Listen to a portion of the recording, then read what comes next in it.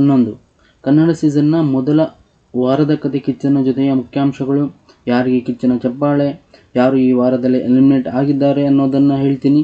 ಅದಕ್ಕಿಂತ ಮುಂಚೆ ನಮಸ್ಕಾರ. ನೀವಿನ್ನು ನಮ್ಮ ಚಾನಲ್ಗೆ ಸಬ್ಸ್ಕ್ರೈಬ್ ಆಗಿಲ್ಲ ಅಂದರೆ ಈಗಲೇ ಸಬ್ಸ್ಕ್ರೈಬ್ ಆಗಿ ಬೆಲ್ ಐಕಾನನ್ನು ಒತ್ತಿ. ಶೋ ಸ್ಟಾರ್ಟ್ ಆಗ್ತಿದ್ದ ಹಾಗೆ ಸ್ವಲ್ಪ ಗರಂ ಇದ್ದ ಸುದೀಪ್ ರವರು ಸ್ವರ್ಗ ಹಾಗೂ ನರಕ ಕಾನ್ಸೆಪ್ಟ್ಗಳನ್ನು ಸ್ಪರ್ಧಿಗಳಿಗೆ ಮನವರಿಕೆ ಮಾಡುವ ಪ್ರಯತ್ನ ಮಾಡಿದ್ದಾರೆ.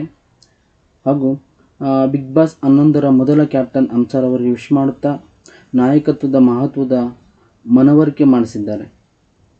ಹಾಗೂ ಸ್ಕ್ರೀನ್ನಲ್ಲಿ ಮರೆಯಾಗಿದ್ದ ಗೌತಮಿ ಹಾಗೂ ಇನ್ನಿತರ ಸ್ಪರ್ಧಿಗಳನ್ನು ಎಚ್ಚರಿಸುತ್ತಾ ದ ಗ್ರೇಟ್ ಲಾಯರ್ ಜಗದೀಶ್ ಅವರ ತಮ್ಮ ತಪ್ಪು ಸರಿಗಳನ್ನು ನ್ಯಾಯದ ತಕಡೆಯಲ್ಲಿಟ್ಟು ತಮ್ಮ ಮುಂದೆನೇ ತೂಗಿದ್ದಾರೆ.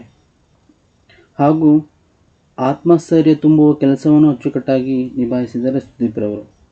ಇನ್ನು ನಾಮಿನೇಷನ್ ಬರೋದಾದರೆ, ಮೊದಲು ಭವ್ಯ ಅವರು, ತದನಂತರದಲ್ಲಿ ಗೌತಮಿ ಹಾಗೂ ಮಾನಸ ಅವರನ್ನು ಸೇವ್ ಮಾಡುತ್ತಾ ಶನಿವಾರ ಕಿಚ್ಚನ ಪಂಚಾಯಿತಿಯನ್ನು ಮುಕ್ತಾಯ ಮಾಡಿದ್ದಾರೆ.